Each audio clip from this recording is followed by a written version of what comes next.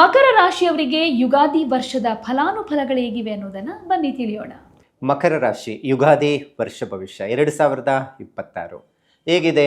ಮಕರ ರಾಶಿಯವರು ಭಾಳ ಕಷ್ಟಜೀವಿಗಳು, ಭಾಳ ಸಮಸ್ಯೆಗಳೇನೆ ಎದುರಿಸ್ತಾ ಇರ್ತಾರೆ. ನಾನು ಹಿಂದೆನೂ ಮಾತನಾಡುವಾಗ ಹೇಳ್ತಾ ಇರ್ತೇನೆ, ಏನಾದರೂ ಒಂದು ಸಾಧನೆ ಮಾಡಬೇಕು, ಏನಾದರೂ ಒಂದು ಪ್ಲ್ಯಾನ್ ಮಾಡ್ಕೊತೀರಾ, ಬೇರೆಯವ್ರಿಗೆ ಉಪಯೋಗ, ಬೇರೆಯವ್ರಿಗೋಸ್ಕರ ನೀವು ಇರ್ತೀರ. ಈ ಥರದ್ದು ಒಂದಷ್ಟು ಸಮಸ್ಯೆಗಳು ಎದುರಾಗ್ತಾ ಇರುತ್ತೆ.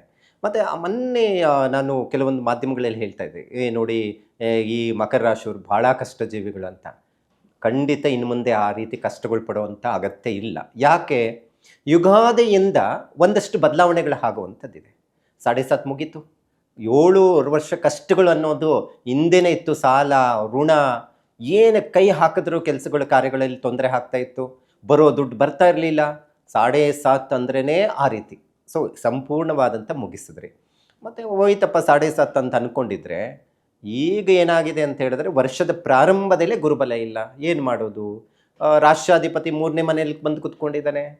ಮತ್ತು ಗುರುಗ್ರಹ ಅಂತ ನಾವು ನೋಡೋಕೆ ಹೋದರೆ, ಗುರು ಯಾವಾಗಲೂ ಅಷ್ಟೇ ನಮಗೆ ಒಂದಷ್ಟು 2 ಅಥವಾ 5, 7, 11, 10 ಮನೆಗಳಲ್ಲಿ ಇತ್ತು ಅಂದರೆ ಸಂಪೂರ್ಣವಾದಂಥ ಗುರುಬಲ ಬರುವಂಥದ್ದು ಇರುತ್ತೆ. ಸೊ ಈ ಥರದ್ದೊಂದು ನೋಡೋಕೆ ಹೋದರೆ, ಗುರುಗ್ರಹ ಅಂತ ಹೇಳಿದ್ರೆ 6ನೇ ಮನೆಯಲ್ಲಿ ಬಂದು ಕುತ್ಕೊಂಡಿದ್ದಾನೆ. 6ನೇ ಮನೆ ಫಲಗಳು ಹೇಗಿರುತ್ತೆ? ನೀವು ಎಲ್ಲಿವರೆಗೂ ಸಮಸ್ಯೆ ಬರುತ್ತೆ, ಏನು ಸಂಪೂರ್ಣವಾಗಿ ಗುರುಬಲ ಇಲ್ಲವೇ ಇಲ್ಲ, ಸಮಸ್ಯೆಗಳಿದೆ ಅನ್ನುವಂಥದ್ದು ಏನಿಲ್ಲ. ಗುರು 6ನೇ ಮನೆಯಲ್ಲಿ ಜೂನ್ 1ರ ತನಕ ಇರುತ್ತೆ. ಸೊ ಹಾಗಿದ್ದಾಗ ಜೂನ್ ತನಕ ಮಾತ್ರನೇ ನಿಮಗೆ ಒಂದಷ್ಟು ಸಮಸ್ಯೆಗಳು ಬರಬಹುದು. ಏನೆಲ್ಲ ಸಮಸ್ಯೆಗಳು ಬರುತ್ತೆ? ಒಂದಷ್ಟು ಆರೋಗ್ಯದ ಮೇಲೆ ಪರಿಣಾಮ ಬೀಳಬಹುದು. ಚಿಕ್ಕ ಪುಟ್ಟ ಆರೋಗ್ಯದೇ ಒಂದಷ್ಟು ವೈದ್ಯಕೀಯವಾದಂಥ ಖರ್ಚುಗಳು ಜಾಸ್ತಿ ಆಗಬಹುದು. ಯಾವಾಗಲೂ ಆಸ್ಪತ್ರೆ ಚಿಕ್ಕ ಪುಟ್ಟ ವಿಚಾರದಲ್ಲಿ ತೊಂದರೆಗಳು ಆಗುವಂಥದ್ದು. ಶತ್ರುಗಳ ಕಾಟ ಜಾಸ್ತಿ ಆಗ್ಬೋದು. ಇವಾಗಲೇ ಶತ್ರುಗಳು, ಇನ್ನಷ್ಟು ಶತ್ರುಗಳು ಜಾಸ್ತಿ ಆಗ್ಬೋದು. ಜೂನ್ 1ನೇ ತಾರೀಕುವರೆಗೂ ಸ್ವಲ್ಪ ಹುಷಾರಾಗಿರಬೇಕು. ಜೂನ್ವರೆಗೂ ಅಲ್ಲಿವರೆಗೂ ಸುಮ್ಮನೆ ಇಲ್ದಿರ ನೀವು ಸ್ವಲ್ಪ ಕೋಪ ಅಥವಾ ಇನ್ನೇನೋ ಜಗಳನೋ ಸಮಸ್ಯೆಗಳು ಸಿಕ್ಕಾಕೊಂಡ್ರೆ ಎಲ್ಲಿವರೆಗೂ ಹೋಗುತ್ತೆ ಅಂದರೆ ಗೊತ್ತಾ? ಕೋರ್ಟು, ಕಚೇರಿ, ಪೊಲೀಸ್ ಸ್ಟೇಷನಲ್ಲಿ ಇತ್ಯರ್ಥ ಆದ್ರೂ ಮುಗಿದಂಥ ಕೆಲಸ ಆಗ್ಬಿಡುತ್ತೆ. ಅದಕ್ಕೆ 6ನೇ ಮನೆಯಲ್ಲಿ ಋಣ ರೋಗದ ವಿಚಾರದಲ್ಲಿ ಹೇಗೋ ಇಳುತ್ತೆ, ಶತ್ರುಗಳು ಜಾಸ್ತಿ ಮಾಡುವಂಥದ್ದು ಇರುತ್ತೆ. ಹಾಗಾಗಿ ಗುರುಗ್ರಹ ಆದಷ್ಟು ಬದಲಾವಣೆ ಆಗೋವರೆಗೂ ಸ್ವಲ್ಪ ಎಚ್ಚರಿಕೆ ಇರಬೇಕಾಗುತ್ತೆ. ಮತ್ತು ಜೂನ್ 1ರ ನಂತರ ಗುರು ಬದಲಾವಣೆಗೆ ಪರಮೋಚ್ಚ ಸ್ಥಾನಕ್ಕೆ ಹೋಗ್ತಾನೆ. ಯಾವಾಗಲೂ ಅಷ್ಟೇ ಗುರು ಸಪ್ತಮ ಸ್ಥಾನಕ್ಕೆ ಏನು ಬದಲಾವಣೆ ಆಗುತ್ತೆ, ಆನಂತರ ಏನಾಗುತ್ತೆ, ವಿವಾಹ ಶುಭ ಕಾರ್ಯಗಳು ಆಗ್ಲಿಕ್ಕೆ ಸಾಧ್ಯ ಆಗುತ್ತೆ. ನೋಡಿ, ನೀವು ಒಂದಷ್ಟು ಸಮಸ್ಯೆಗಳು ಏನು ಅನುಭವಿಸ್ತಾ ಇದ್ದೀರಾ, ಯಾವುದೋ ಒಂದು ಸಾಲಕ್ಕೆ ಸಿಕ್ಕಾಕೊಂಡ್ಬಿಟ್ಟಿದ್ದೀರಾ, ಸಾಲ ತೀರ್ಸೋಕ್ಕಾಗೋದಿಲ್ಲ, ಅಥವಾ ಯಾವುದೋ ಒಂದು ದೊಡ್ಡ ಹೂಡಿಕೆ ಮಾಡಿರ್ತಾರೆ, ಏನೋ ಈ ಶೇರ್ ಇನ್ವೆಸ್ಟ್ಮೆಂಟ್ ಆಗಬಹುದು, ಅಥವಾ ಭಾಳ ಜನ ರಿಯಲ್ ಎಸ್ಟೇಟಲ್ಲಿ ನಾವು ನೋಡ್ತಾ ಇದ್ದೀವಿ. ಭಾಳ ಜನ ರಾಜಕೀಯದಲ್ಲಿ ಇದ್ದಾರೆ, ರಿಯಲ್ ಎಸ್ಟೇಟ್ ಮಾಡ್ತಾ ಇದ್ದಾರೆ, ಹೆಚ್ಚು ಪ್ರಮಾಣ ಬಿಸ್ನೆಸ್ಸಲ್ಲಿ ಇರುವಂಥವರು ನಾವು ನೋಡ್ತಾ ಇದ್ದೀವಿ.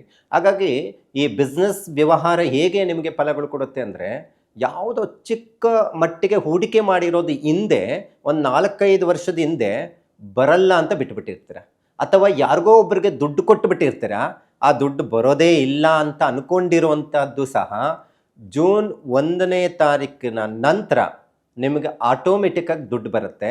ಒಂದಷ್ಟು ವಿವಾಹ ಶುಭ ಕಾರ್ಯಗಳು ಆಗುತ್ತೆ.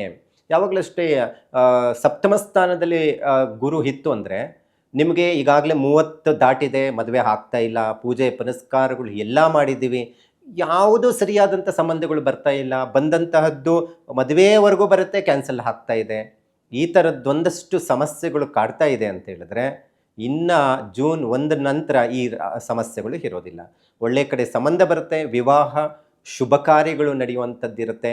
ಒಂದಷ್ಟು ವಿದೇಶಕ್ಕೆ ಸಂಬಂಧಪಟ್ಟಂಥದ್ದು ಏನಾದರೂ ಕೆಲಸಕ್ಕೆ ಪ್ರಯತ್ನ ಮಾಡ್ತಾ ಇದ್ದೀರಾ, ಇರೋ ಕೆಲಸದಲ್ಲಿ ಇಂಪ್ರೂವ್ಮೆಂಟ್ ಇಲ್ಲ, ಕೆಲಸದಲ್ಲಿ ಈ ಸರ್ಕಾರಿ ಕೆಲಸದಲ್ಲಿ ಇರೋವಂಥವ್ರಿಗಂತೂ ಭಾಳಷ್ಟು ನೆಮ್ಮದಿ ಇಲ್ದಿರಂಗೆ ಕೆಲಸ ಮಾಡ್ತಾ ಇರ್ತೀರ.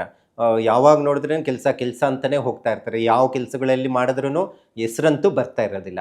ಅಂಥವ್ರಿಗೂ ಸಹ ಏನಾದರೂ ಪ್ರಮೋಷನ್ ಆಗಬಹುದು, ಅಥವಾ ನೀವು ಅಂದ್ಕೊಂಡಿರೋ ಕಡೆ ಏನಾದರೂ ವರ್ಗಾವಣೆ ಆಗಬಹುದು, ಅಥವಾ ಏನಾದರೂ ಒಂದಷ್ಟು ಸ್ಯಾಲ್ರಿ ಜಾಸ್ತಿ ಆಗಬಹುದು. ಸೊ ಈ ಥರದ್ದು ಒಂದಷ್ಟು ಬದಲಾವಣೆಗಳನ್ನು ಮಕರ ರಾಶಿಯವರು ಕಾಣಲಿಕ್ಕೆ ಸಾಧ್ಯ ಆಗುತ್ತೆ. ಒಟ್ಟಾರೆ ಎಲ್ಲಿಂದ ಎಲ್ಲಿಗೆ ವರೆಗೂ ಆ ರೀತಿ ಫಲಗಳು ಕೊಡುತ್ತೆ ಅಂದರೆ, ಜೂನ್ 1ರಿಂದ ಅಕ್ಟೋಬರ್ 31ರ ತನಕ ನೀವೇನೇ ಕೆಲಸ ಕೈಗೆ ಹಾಕಿದ್ರೂ ಕೆಲಸ ಕಾರ್ಯಗಳು ಚೆನ್ನಾಗಾಗುವಂಥದ್ದು ಇರುತ್ತೆ. ನಂತರ ಒಂದಷ್ಟು ಗ್ರಹಗಳು ಮಧ್ಯಕಾಲದಲ್ಲಿ ಬದಲಾವಣೆ ಆಗುವಂಥದ್ದು ಇರುತ್ತೆ. ಏನು ಗ್ರಹಗಳು ಬದಲಾವಣೆ ಆದರೆ ಏನೆಲ್ಲ ಒಳ್ಳೆಯದು ಫಲಗಳು ಕೊಡುತ್ತೆ ಅಂತ ನಾವು ನೋಡೋಕೆ ಹೋದರೆ, ಜೂನ್ 8ರಂದು ಶುಕ್ರ ಮತ್ತು ಗುರು ಈ ಎರಡೂ ಗ್ರಹಗಳ ಸಂಯೋಗ ಇದು ಏನಕ್ಕೆ ಫಲಗಳು ಕೊಡುತ್ತೆ ಅಂದರೆ 7ನೇ ಮನೆಯಲ್ಲೇ ಸಂಯೋಗ ಆಗ್ತಾಯಿದೆ. 99% ರಾಹು ದೇಶ ನಿಮ್ಗೇನಾದರೂ ನಡೀತಾ ಇದ್ದರೆ ಪ್ರೇಮ ವಿವಾಹಕ್ಕೆ ಒಳಗಾಗ್ಬಿಡ್ತೀರ, ಅಥವಾ ಪ್ರೇಮ ವಿವಾಹ ಏನಾದರೂ ಒಪ್ಕೊತಾ ಇಲ್ಲ ಮನೆಯಲ್ಲಿ, ಅಥವಾ ಮದುವೆ ವಿಚಾರದಲ್ಲಿ ಆಗ್ತಾ ಇಲ್ಲ ಅನ್ನೋವಂಥವ್ರಿಗೂ ಆ ಟೈಮಲ್ಲಿ ಆಗಿಬಿಡುತ್ತೆ.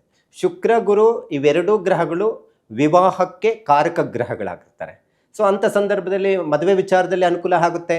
ಒಂದಷ್ಟು ಸರ್ಕಾರಿ ಕೆಲಸಕ್ಕೆ ಸಂಬಂಧಪಟ್ಟಂಥ ವಿಚಾರದಲ್ಲಿ ಒಂದಷ್ಟು ಹೆಚ್ಚು ಅನುಕೂಲ ಆಗುವಂಥ ಸಾಧ್ಯತೆಗಳು ಕಂಡುಬರುತ್ತೆ. ಇನ್ನು ಸೆಪ್ಟೆಂಬರ್ 18ಕ್ಕೆ ಕುಜ ನೀಚ ಸ್ಥಾನದಲ್ಲಿ ಗುರುಗ್ರಹದ ಜೊತೆ ಸಂಯೋಗ ಆಗುತ್ತೆ. ಗುರು ಉಚ್ಚ ಸ್ಥಾನದಲ್ಲಿದ್ದು ಕುಜ ನೀಚ ಆಗಿದ್ದಾಗ ನೀವು ಕುಜನ್ ಸಂಪೂರ್ಣವಾಗಿ ಡಿಸ್ಟರ್ಬೆನ್ಸ್ ಆಗುತ್ತೆ ಅನ್ನೋವಂಥದ್ದಿಲ್ಲ. 50% ಒಂದಷ್ಟು ಸಮಸ್ಯೆಗಳನ್ನು ಕಡಿಮೆ ಮಾಡ್ಬೋದು. ಆದರೆ ಇಲ್ಲಿ ಸಮಸ್ಯೆ ಬರೋದು ಖಚಿತ ಇರುತ್ತೆ. ಏನು ಸಮಸ್ಯೆ ಬರಬಹುದು ನೋಡಿ, ವೈವಾಹಿಕ ಜೀವನದಲ್ಲಿ ಒಂದಷ್ಟು ವಿವಾದಗಳು ಬರಬಹುದು, ಒಂದಷ್ಟು ಬಾಂಧವ್ಯತೆಯಲ್ಲಿ ಡಿಸ್ಟರ್ಬೆನ್ಸ್ ಆಗುವಂಥದ್ದು ಇರುತ್ತೆ. ಆದರೆ ಕಂಪ್ಲೀಟ್ ಬಿಟ್ಟು ಹೋಗಲ್ಲ. ಯಾಕಂತ ಹೇಳಿದ್ರೆ ಗುರು ಪರಮೋಚ್ಚ ಸ್ಥಾನದಲ್ಲಿ ನೀಚ ಕುಜನ ಜೊತೆ ಸಂಯೋಗ ಆದಾಗ ನೀವು ದಾರಿ ತಪ್ಪೋಗ್ತಾ ಇದ್ದೀರಾ ಅಂತ ಹೇಳಿದ್ರೂ ಎಳ್ಕೊಬಂದು ಸರಿಯಾದಂಥ ದಾರಿಗೆ ಬಿಡುತ್ತೆ. ಹಾಗಾಗಿ ಒಂದಷ್ಟು ವೈವಾಹಿಕ ಜೀವನದ ವಿಚಾರದಲ್ಲಿ ಆ ಟೈಮಲ್ಲಿ ನೋಡಿಕೊಳ್ಬೇಕಾಗುತ್ತೆ.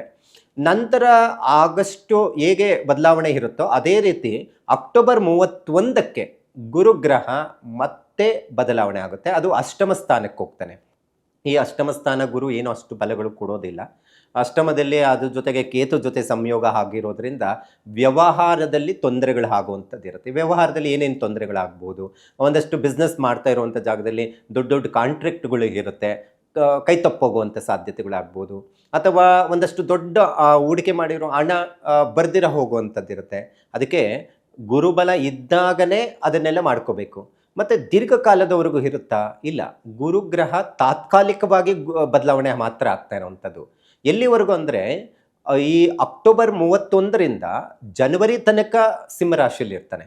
ನಂತರ ಯುಗಾದಿ ಏನು ಬರುತ್ತೆ 2027 ಜನವರಿ ನಂತರ ಏನಾಗುತ್ತೆ, ಈ ಮಾರ್ಚ್ ತನಕ ಮತ್ತೇನೂ ಸಹ ಪರಮೋಚ್ಚ ಸ್ಥಾನಕ್ಕೆ ಸಪ್ತಮ ಸ್ಥಾನಕ್ಕೆ ಬರ್ತಾನೆ. ಅದರಲ್ಲಿ ಒಂದು ಮಾತಿಲ್ಲ, ಶುಭ ಕಾರ್ಯಗಳಾಗಬಹುದು, ಇನ್ನಿತರ ಶುಭ ಕಾರ್ಯಗಳು ಒಂದೇ ಇಲ್ಲ, ಕೆಲಸ ಬಿಸ್ನೆಸ್ ವಿಚಾರದಲ್ಲಿ ಅನುಕೂಲ ಆಗುವಂಥದ್ದು ಇದೆಲ್ಲವೂ ಅನುಕೂಲ ಆಗುತ್ತೆ. ಅಲ್ಲಿ ಎಲ್ಲಿ ಪ್ಲಸ್ ಪಾಯಿಂಟ್ ಯಾರಿಗೆ ಅಂತ ಹೇಳಿದ್ರೆ, ಜನವರಿಯಿಂದ 2027 ಜನವರಿಯಿಂದ ಯುಗಾದಿ ತನಕ ಈ ಸಿನಿಮಾ ಕ್ಷೇತ್ರದಲ್ಲಿ ಕೆಲಸ ಮಾಡುವಂಥವ್ರಿಗೆ ಅಥವಾ ಇನ್ವೆಸ್ಟ್ಮೆಂಟ್ ಮಾಡ್ತಾ ಇರುವಂಥವ್ರಿಗೆ ಹೆಚ್ಚು ಲಾಭವನ್ನು ನಿರೀಕ್ಷೆಯನ್ನು ಮಾಡ್ಬೋದು, ಹೆಚ್ಚು ಅಭಿವೃದ್ಧಿ ಆಗುವಂಥ ಕಾರ್ಯಗಳು ಆಗುವಂಥದ್ದು ಇರುತ್ತೆ.